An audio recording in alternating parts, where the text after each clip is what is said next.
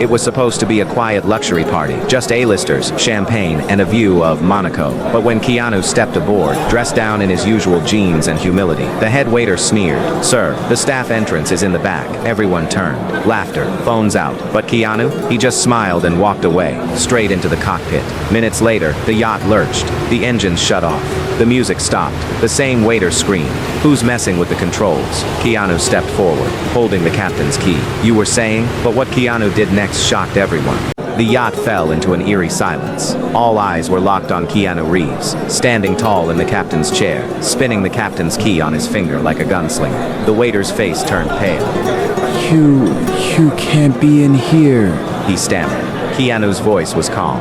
"Funny, that's exactly what you told me 5 minutes ago." He pressed a button. The yacht lights flickered. Somewhere below deck, the anchor dropped with a thunderous clang. A loud screech of metal.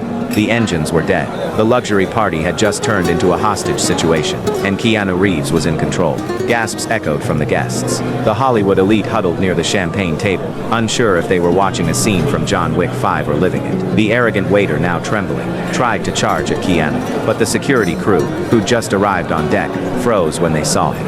"Sir Reeves," one of them said, "we didn't know you were coming tonight."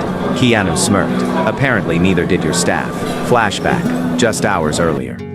Keanu had been invited by the yacht's billionaire owner himself, a quiet favor after Keanu had helped the man's daughter escape a paparazzi mob last year. The invite was personal, exclusive, but Keanu, being Keanu, showed up without glam, without entourage. The head waiter, judging him by appearance, never checked the guest list. He'd laughed. "Crew, stay downstairs, please." Keanu said nothing then, but he remembered everything.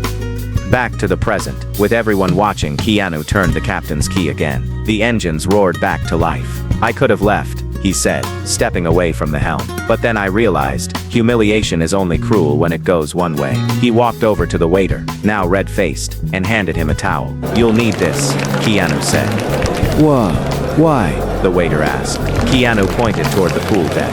The yacht's internal cameras were now casting the earlier confrontation live on every LED screen on board. Looped, captioned, and humiliated. "You made your judgment.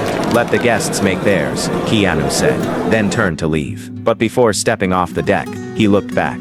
"Next time, check the guest list. Or better yet, don't judge the book when the book can buy the yacht." The story went viral before the yacht even docked. Headlines everywhere. Keanu claps, back in classiest revenge ever. The waiter, let go the next day. Keanu, he donated his appearance fee to the staff fund of the yacht crew, because that's who he is. Moral, in a world obsessed with image, kindness is still the most disarming weapon.